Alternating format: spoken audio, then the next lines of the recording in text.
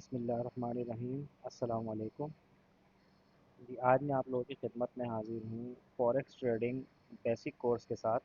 मेरा नाम है उस्मान हैदर और आज से ऑनवर्ड बेसिक टू एडवांस तक मैं ही आपका कोऑर्डिनेटर रहूँगा। कोशिश मेरी रहेगी कि मैं जितने हो सके आसान अल्फाजों में आप लोगों को समझा सकूँ, ताकि आप लोगों को चीज़ें बेहतर तरीके से समझ में आएँ और समझ में आने के बाद आप उसको एक अच्छे तरीके से इम्प्लीमेंट करें। इम्प्लीमेंट करने के बाद एक प्रोफेशनल ट्रेडर आप बने और एक अच्छा प्रॉफिट गेट करें।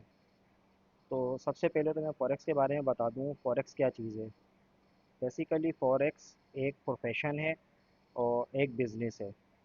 ठीक है, ये कोई जॉब नहीं है। इसको जो भी चाहे इसको पार्ट टाइम भी यूज़ कर सकता है, पार्ट टाइम पर फॉरेक्स भी कर सकता है और इसको फुल टाइम ट्रेडिंग भी इसमें हम कर सकते हैं। तो आज के सेशन का हम स्टार्ट करते हैं।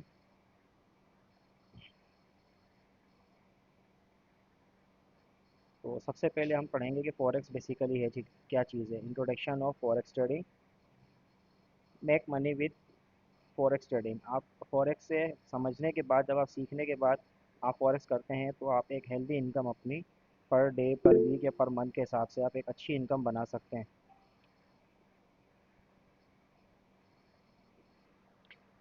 ये हमारे मेन कंटेंट हैं, जो कि हमारे सिर्फ बेसिक के हवाले से हैं, जिसमें हम लोग सीखेंगे what is forex, forex trading क्या है, introduction of forex market, forex market की इंट्रोडक्शन हम लेंगे।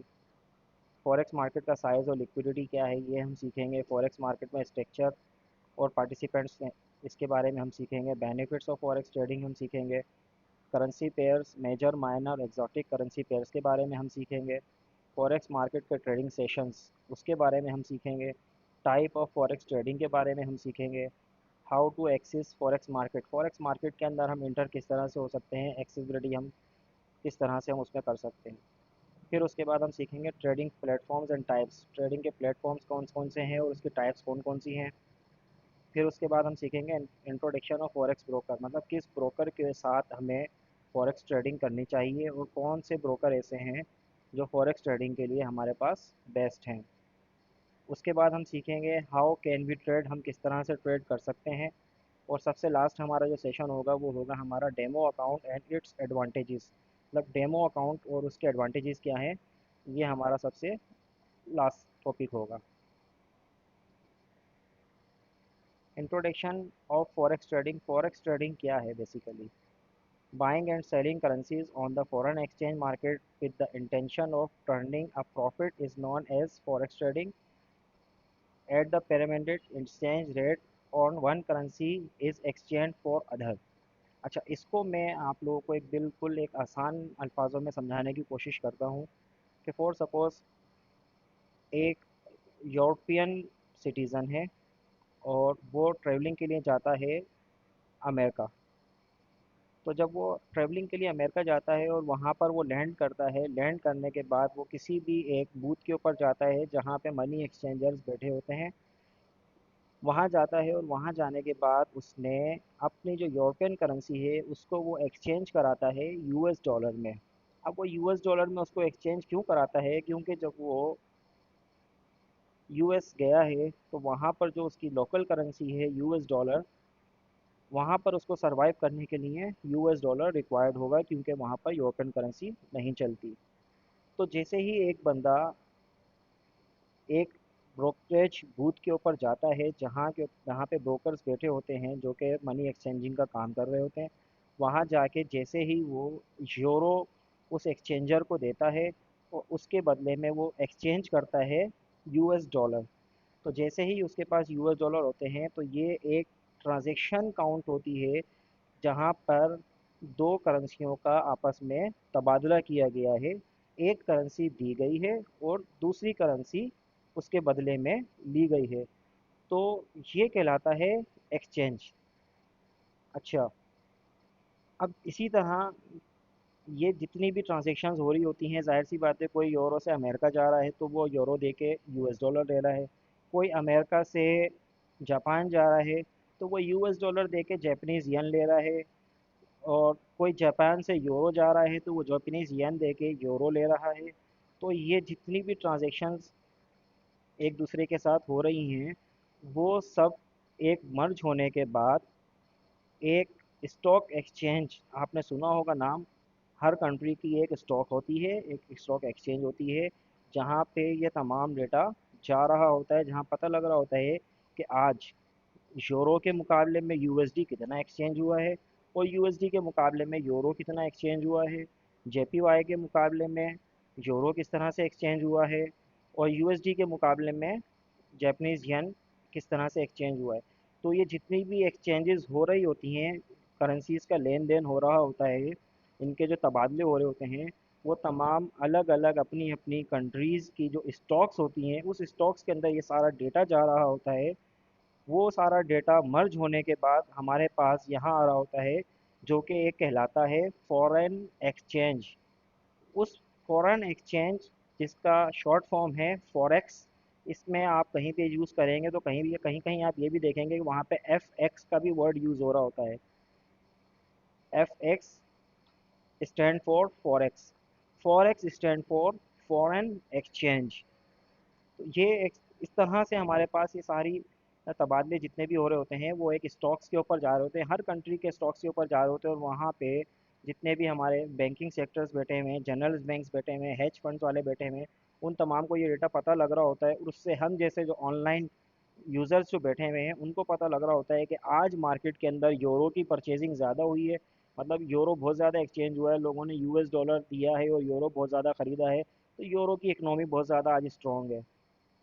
कभी ऐसा होता है कि पता लगता है कि यूरो की एक्सचेंजेस बहुत ज़्यादा हो रही है, दे के यूएस डॉलर बहुत ज़्यादा लिया जा रहा है, यूएस डॉलर की इकनॉमी बहुत ज़्यादा स्ट्रॉन्ग है, आज मार्केट यूएस डॉलर की स्ट्रॉन्ग रहने वाली है। तो इस तरह हमें पता लगता है यहाँ घर बैठे कि कौन सी कंट्री किसकी इकनॉमी बहुत ज़्यादा स्ट्रॉन्ग है, बहुत ज़्यादा अच्छी चल रही है, तो उसकी करेंसी के प्राइजेस अप जाने के चांसेस हैं, तो हमें वो करेंसी बाय कर लेनी चाहिए। अब यहाँ पे एक सवाल पैदा होता है, क्या हम यहाँ पर बैठ के जो हम अमाउंट लगा रहे होते हैं, जिस अमाउंट के ऊपर हम ट्रेड कर रहे होते हैं, वो हम क्या बाय और सेल कर रहे होते हैं, मीन्स वो करेंसी बाय कर रहे होते हैं, या हम क्या कर रहे होते हैं? तो उसका सिंपल वर्ड्स में एक आंसर है कि जिस तरह पाकिस्तान स्टॉक एक्सचेंज के ऊपर जितने भी एक्सचेंजर्स काम कर रहे होते हैं, तो वो क्या करते हैं, वो किसी भी कंपनी का या पाकिस्तानी इकनॉमी के हवाले से पाकिस्तान का शेयर बाय कर रहे होते हैं। फॉर सपोज़ अगर हम मिसाल दें गुल अहमद की, या हम मिसाल दें हुडीज़ की, या हम किसी भी एक कोई भी एक बड़ी कंपनी ले लें, हम फेसबुक ले लें, हम अमेज़ॉन ले लें, हम आईफ़ोन ले लें, तो हम वहाँ पर अगर उस कंपनी के अंदर जब हम पैसा लगा रहे होते हैं, तो बेसिकली हम क्या कर रहे होते हैं, बेसिकली हम आईफ़ोन बाय नहीं कर रहे होते, या अमेज़ॉन की प्रोडक्ट बाय नहीं कर रहे होते हम, या गुल अहमद से हम कपड़ा बाय नहीं कर रहे होते। हम जो बाय कर रहे होते हैं, वो उसके जो शेयर्स होते हैं, उन शेयर्स के यूनिट्स को हम बाय कर रहे होते हैं। ठीक हो गया। तो इसी तरह से फॉरेक्स के अंदर भी हम जिस करेंसी के फेवर के अंदर ट्रेड एग्जीक्यूट कर रहे होते हैं, तो बेसिकली हम क्या कर रहे होते हैं, बेसिकली हम उस कंट्री की इकोनॉमी के हिसाब से उस कंट्री का जो शेयर्स है, उस शेयर्स के हम यूनिट्स बाय कर रहे होते हैं, ना कि हम करेंसी बाय कर रहे होते हैं। तो ये एक छोटी सी फॉरेक्स ट्रेडिंग की आसान अल्फाजों में मैंने बताने की कोशिश की है, कि आप लोग इस चीज़ को बहुत अच्छे तरीके से अंडरस्टैंड करें कि बेसिकली फॉरेक्स है क्या चीज़, हम जिस फील्ड में आना चाह रहे हैं, उस फील्ड में उसके बैकएंड के ऊपर चीज़ें चल किस तरह से रही हैं। अच्छा जी। Forex exchange market is the market for buying and selling foreign currency. It is a market where on currency is used to buy foreign exchange, and in doing so the buyer convert his purchasing power into the purchasing power of seller। देखिए, मैंने पीछे आपको जो मिसाल दी है ना, वो इसी तरह से है कि यहाँ पे फॉरेन एक्सचेंज के अंदर बायर क्या कर रहा होता है, बायर अपनी एक परचेजिंग पावर दिखा रहा होता है किसी भी कंट्री की। जब वो शेयर्स बाय कर रहा होता है उस कंट्री की इकोनॉमी को देखते हुए कि इस कंट्री की इकोनॉमी स्ट्रांग है, मुझे इस कंट्री के अंदर अपने शेयर्स बाय करने चाहिए। तो बायर जब परचेजिंग पावर अपनी दिखा रहा होता है, तो वहाँ पर फिर हमारे पास सेलर्स की भी परचेजिंग पावर आ रही होती है, मतलब सेलर्स की सेलिंग पावर आ रही होती है। तो जब मार्केट के अंदर मार्केट किस तरह से पंप करती है, मार्केट काम कर रही होती है, फॉरेक्स मार्केट बेसिकली जो काम कर रही होती है वो काम कर रही होती है डिमांड एंड सप्लाई के ऊपर। डिमांड एंड सप्लाई का फॉर्मूला सिर्फ फॉरेक्स मार्केट के अंदर ही नहीं, हमारी लोकल ज़िंदगी के अंदर भी ये डिमांड एंड सप्लाई का फॉर्मूला अप्लाई हो रहा होता है। वो किस तरह से अप्लाई हो रहा होता है कि फॉर सपोज अभी कोरोना के दिनों में आप लोगों ने देखा होगा कि कोरोना के दिनों में क्या हो रहा था कि जैसे ही कोरोना आया, आने के बाद जो सैनिटाइज़र 30 रुपये 40 रुपये 50 रुपये की एक छोटी सी शीशी बिक रही थी, उसको लोग खरीद भी नहीं रहे थे। लेकिन जैसे ही कोरोना आया और गवर्नमेंट का एक तरह से लाइसेंस मिल गया, एक स्टैंप लग गई कि सैनिटाइज़र यूज़ करना हमारे लिए कंपलसरी है, अदरवाइज़ हमें कोरोना लग सकता है, हमारी ज़िंदगियों पे असर पड़ सकता है, हम बीमार हो सकते हैं, या हमने मास्क लगा के रखना है, ये चीज़ें हमने सेफ्टी के लिए यूज़ करनी है। तो क्या हुआ वहाँ पर एकदम बायर इंटर हुआ, मैं भी खरीदने गया, और भी जितने लोग हैं, आप लोगों ने भी परचेजिंग की होगी, सब ने उसकी जैसे ही जब परचेजिंग शुरू की, उसकी परचेजिंग पावर बढ़ी, परचेजिंग पावर बढ़ने से उसकी डिमांड बढ़ी। जब उसकी डिमांड बढ़ना शुरू हुई तो डिमांड बढ़ने के बाद क्या हुआ कि एक सैनिटाइज़र की बोतल जो 30 रुपये 35 रुपये 40 रुपये की एक शॉप के ऊपर रखी होती थी और कोई ख़रीदने वाला नहीं होता था, लेकिन जब खरीदने वाले उसके बने तो वही एक 30 40 रुपए की बोतल आहिस्ता आहिस्ता आहिस्ता आहिस्ता करके 150 रुपये पे चली गई। जो मास्क एक हमारे पास सर्जिकल मास्क एक 2 रुपये का कोई नहीं खरीदता था, लोग उसको 5 रुपये का खरीदने पे भी एग्री हुए, उसको 10 रुपये पे भी खरीदने पे भी एग्री हुए, उसको 20 रुपये में भी लोगों ने खरीदा। तो जो परचेजिंग पावर जब बढ़ती है ना, तो मतलब एक डिमांड मार्केट के अंदर बढ़ रही होती है, जिससे सप्लाई थोड़ी कम हो रही होती है और डिमांड बढ़ रही होती है, तो वहाँ पर मार्केट बूम करती है। तो फॉरेक्स के अंदर भी इसी तरह से है, जब परचेजिंग पावर बढ़ रही होती है और डिमांड ज़्यादा बढ़ रही होती है और सप्लाई कम होती है, किसी भी शेयर की सप्लाई कम हो रही होती है और उसकी डिमांड ज़्यादा बढ़ रही होती है, तो वो शेयर ऑटोमेटिकली बूस्ट करना शुरू कर देता है। Forex market size and liquidity. अब हम बात करते हैं कि फॉरेक्स मार्केट की साइज़ कितनी है और इसमें लिक्विडिटी कितनी है। तो approx daily trading volume forex का जो है 6.6 ट्रिलियन डॉलर, 6.6 ट्रिलियन डॉलर की ये मार्केट है, जिसमें डेली बेसिस के ऊपर 6.6 ट्रिलियन डॉलर का टर्नओवर हो रहा होता है। पूरी दुनिया से इतनी अमाउंट की डेली बेसिस के ऊपर इसके अंदर टर्नओवर हो रहा होता है। This market has the highest liquidity in the world.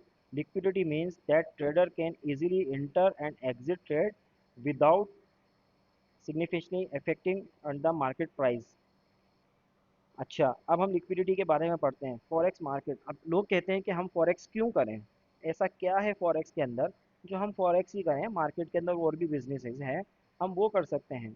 लेकिन आज मैं आप लोगों को एक बड़ी डीपली बात बताने जा रहा हूँ कि फॉरेक्स मार्केट दुनिया की पहले नंबर पे इतनी बड़ी मार्केट है कि जिसके अंदर डेली का टर्नओवर 6.6 ट्रिलियन डॉलर का हो रहा होता है।